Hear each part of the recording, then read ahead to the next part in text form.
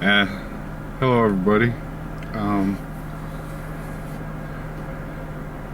I had made a set of 4 videos before this, which kind of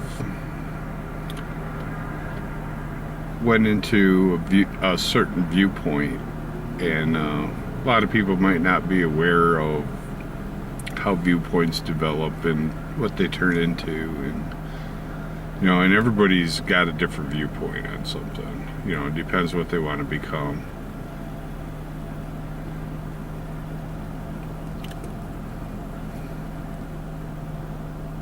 So that's where that all went, and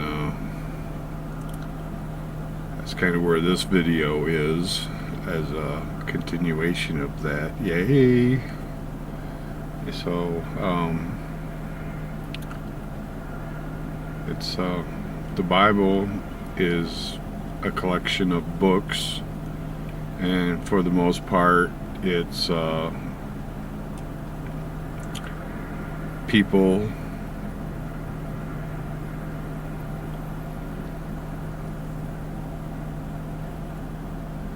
that have wanted to be like God. They saw God as a hero, Jesus as a hero, and they knew way back then about Jesus. They weren't dumb, they weren't playing a guessing game. A lot of them actually knew, because God and Jesus showed themselves. So even Jesus was one of these people that wanted to be like God. It's not exclusive that he was the only son and he was the only heir. We all share in that, because he would be considered our older brother, and that's why he was there before anybody else. And God kept creating us up there, kind of like we create a family down here, except he had a long time to do it. So he had pretty big family, and we're all his children. And part of our evolution, there's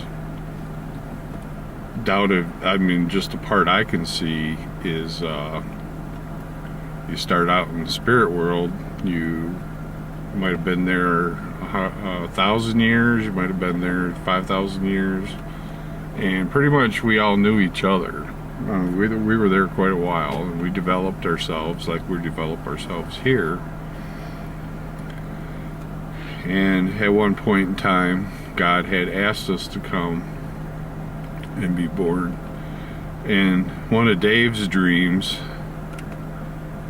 was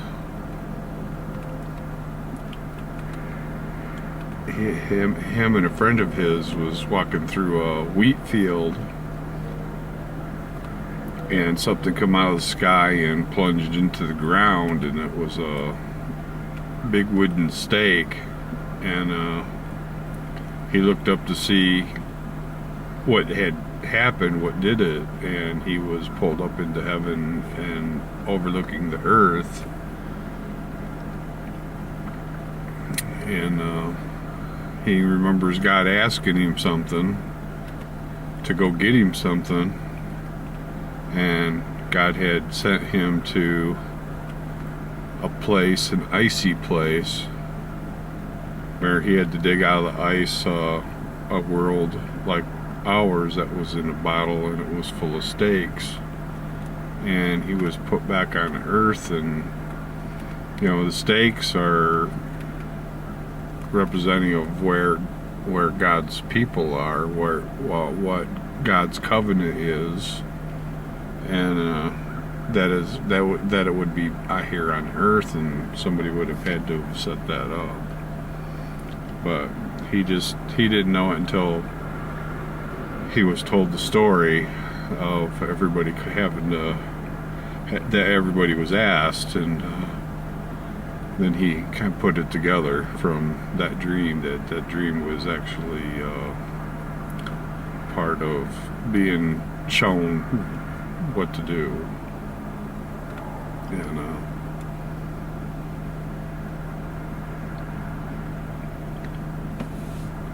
so you have different people at different times that decide that they want to be like God and Jesus, except Jesus still wanted to be like God, but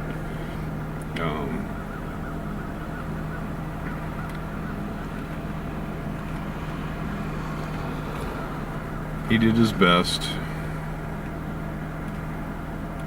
The one thing Jesus used when he was setting up his church, which you don't hear because they don't actually use it anymore, was his preference was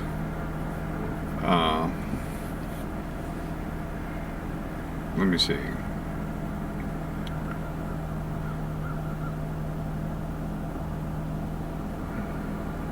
You know, there was the guy that came up, wanted to be a disciple of Jesus, and Jesus told him to give all of his things to the poor. And then you know, because the concept was to that you earned everything that you had the wrong way, basically doing evil, you know. And it is still kind of like that. It pretty much, you know, the concepts lead to evil ways. I'm not saying that people are evil, they're just can be led into evil ways easily, just doing it the worldly way. It's not honest for the most part.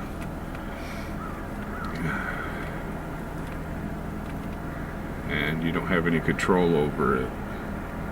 So Jesus wanted, you know, to teach him the right way, and the guy couldn't part with his things. And then you have the couple that gave everything to the church, and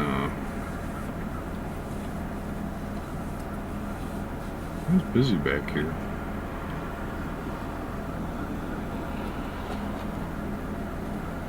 You know, and then later they're going back into the stores and taking stuff that they want because, you know, they think they own part of it, and they gave all their things away and started over. But that was one of the concepts that Jesus used, and, you know, and if you were confronted, is pretty much spiritually you died. And it just must have been the times, you know, and the way he felt that you should do things. The power is what proved to everybody that that was the true church, and, you know, that's something that you don't see nowadays. You know, I've seen videos where the person walks around trying to be healed on the stage, you know, for half an hour, you know, out of a wheelchair, and you know, healing doesn't take that long. It's like snap, and they're folding their wheelchair up and walk away. You know, even though I've never seen it done, but, you know, as the Bible states how the healing thing works, it's instant. Not a showboat. But any church is a good church. You know, you have to start somewhere. So I have nothing against people wanting to go to church and learn. You know, there's different levels of church, and you may outgrow a church and may have to move on because you haven't learned. You can't learn anymore where you're at. You know, but there's different churches for different people, and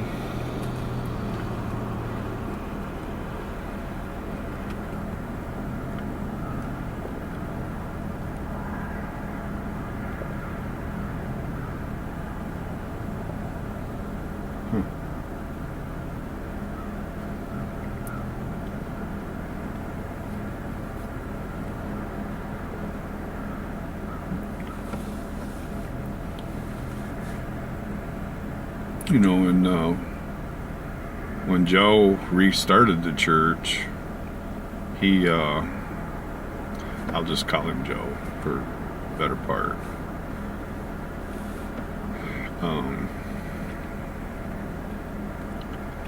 He didn't choose to do it that way. He chose more to, population-wise, because the more people that were in it, it would be harder to kill the church off, and it sure was. It worked. Yeah, it needs a booster though, I think, but you know, 14 million people out of the whole world population of the world is not a good thing. Still, you know, hopefully those numbers will grow. And I'll tell you some more about Joe and Dave. You know, Joe, he went into the woods and prayed and got an answer. And when Dave tried it, but he didn't get an answer.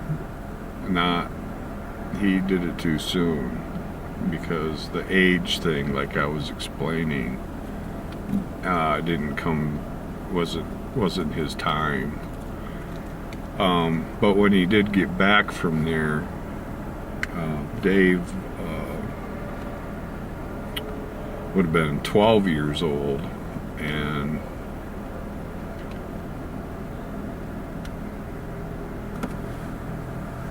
you know, over the top of his house showed up,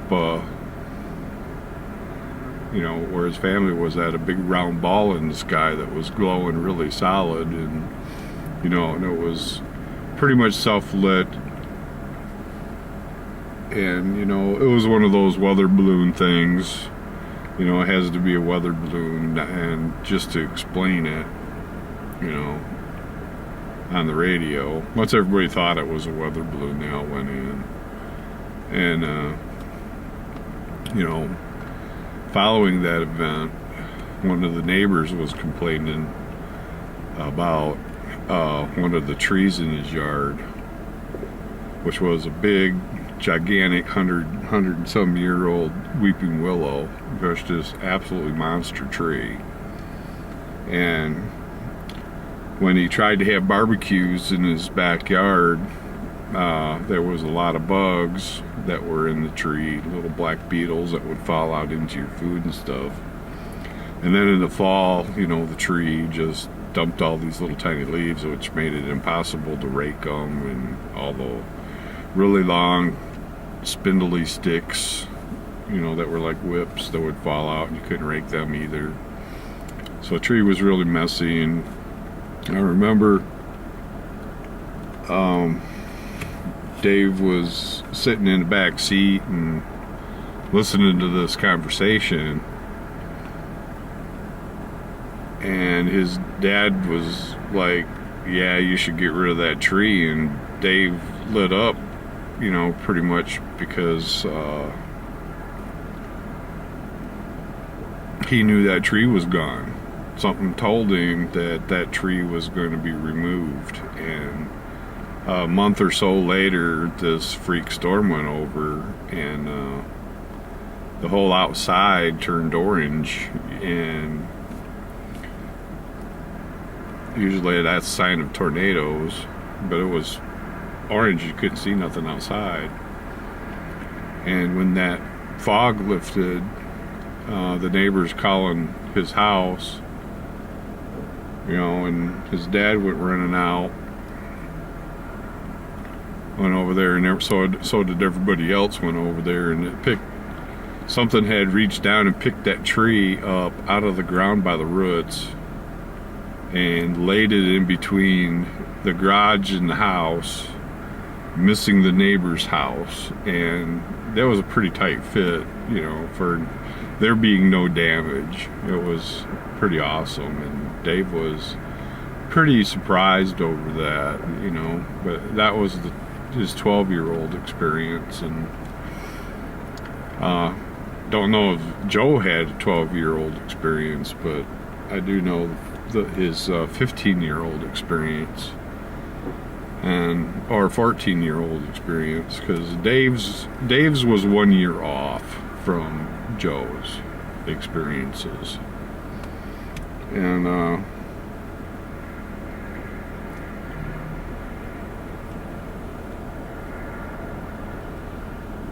but when he got to 14 years old, God had heard Dave's prayer, and then when he had walked into the bathroom and looked into the bathroom mirror, he was pulled into a vision, and Apostle Paul talks about that.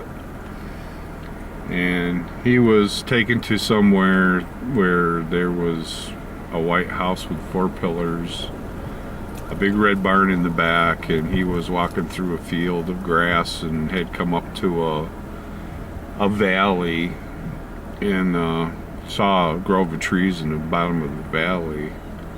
And then the weather broke in his dream, where it was solid darkness and from cloud cover, and that started breaking, and you could see the golden beams of light coming down through, because that's where God was, and God started talking to him and told him who he was, and that he was going to help him discover the truth, pretty much. I mean, it was kind of like Isaiah, because it talks about what Isaiah saw, but it didn't finish it like that, because Isaiah already had the whole vision. So when it usually passes on, if that passes on to somebody else, the vision doesn't have to be completely the same, because it's been already said. So it just has to appear to have the same components within it. So you're supposed to just know that if you have that, then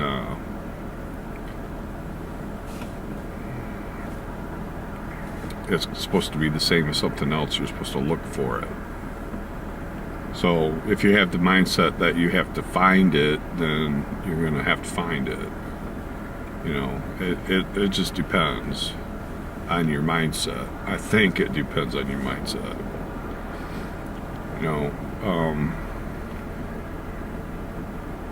Where Joe was told that he had to create it, Dave wasn't told that he had to create it. Dave had to find it, because it had already been created. And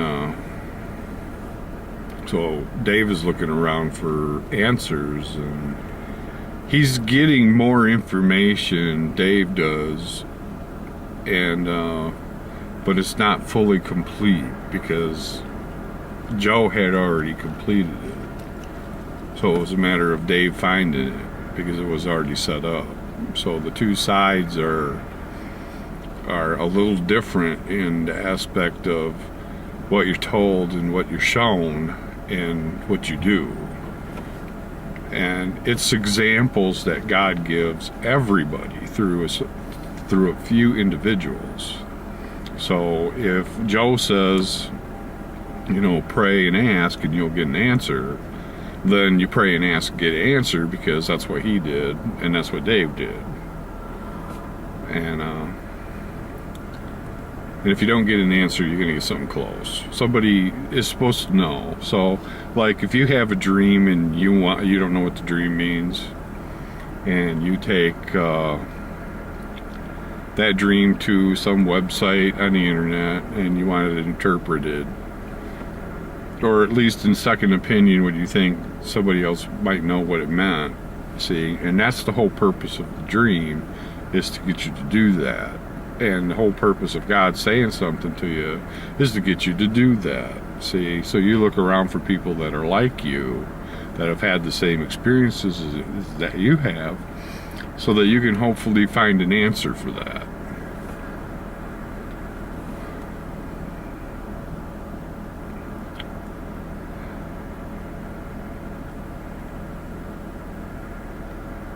And there are people out there that can answer a lot of things. But there's a lot of people out there, even more people out there, that cannot answer it.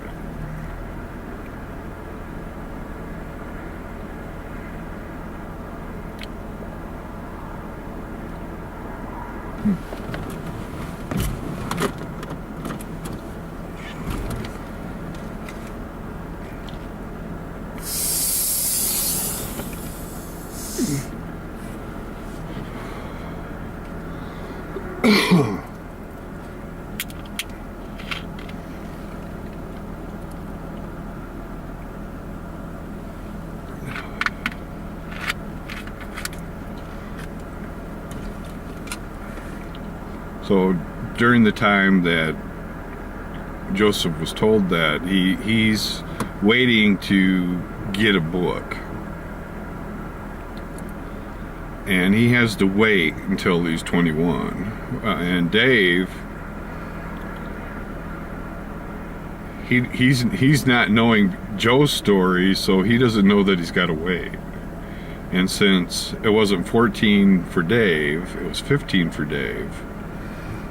And Dave's got to wait until he's 22, because that's the 7 years that are in there. And then you get the visitations in between, the angelic visitations. And with Dave, it was, he didn't know that they were angelic visitations. He was just scared out of his mind, because here's these beings that show up, and they can be pretty scary, especially in this world, where if you get into watching any of the ghostly videos, you're watching the dead do things and people talking about it, and they don't really know that that's angelic. Can be angelic, it could be demonic, but it could be also angelic.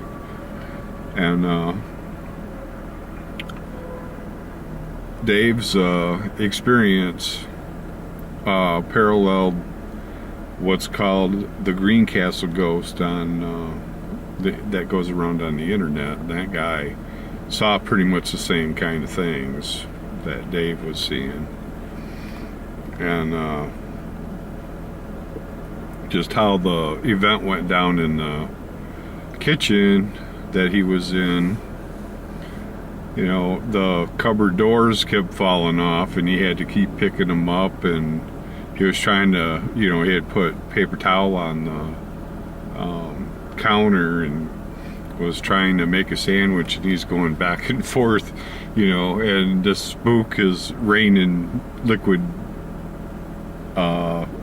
paint from the ceiling and stuff, and yeah, he's having a hard time over it. And after a lot of thought, he discovered something, especially after watching the Greencastle ghost, because the ghost had gone by him and touched the camera, but yet they were in the windows where the shutters were supposed to be and the doors were supposed to be. So, that's kind of a shutter bug, and where Dave's was the printing press. He's picking up the door and going back to the paper, So it's kind of funny how that works out. And Joe, he gets talked to directly, and people don't know that these things take place, and they tend to try to ignore them.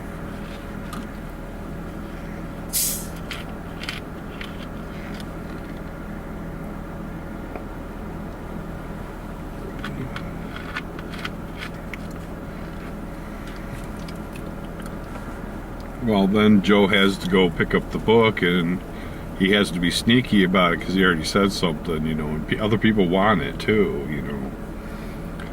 Where when Dave turned 22, his was more the finishing up of Isaiah, and things were removed from him, like hate and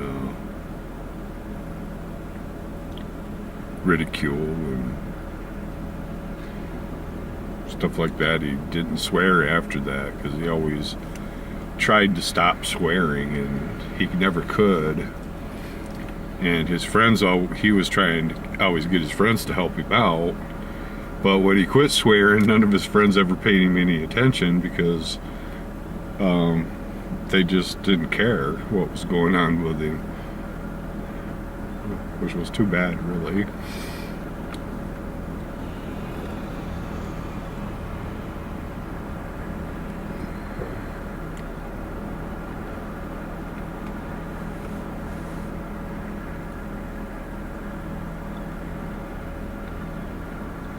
It took Dave. Dave didn't find it. He found it once, but he never followed up on it because he made a mental note that he was going to go and check out these places, and he got sidetracked with life and forgot about it, and it wasn't good. And one day, I think Dave reached 37 years old, and he was talking to God, and God let him know that he was coming, that he was on his way. And Dave kind of made himself ready, you know, for his arrival. And when somebody showed up, and that's biblical too, because that's Peter on the rooftop story. And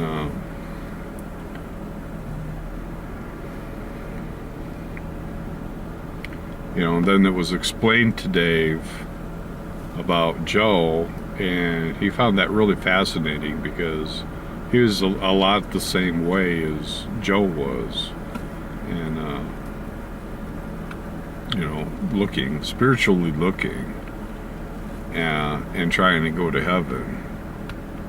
And there are a lot of people out there that are like that, and you know, some people just get a glimpse of something here or a glimpse of something there, and it's not like the whole thing. But having the stories there help those that have had part of it.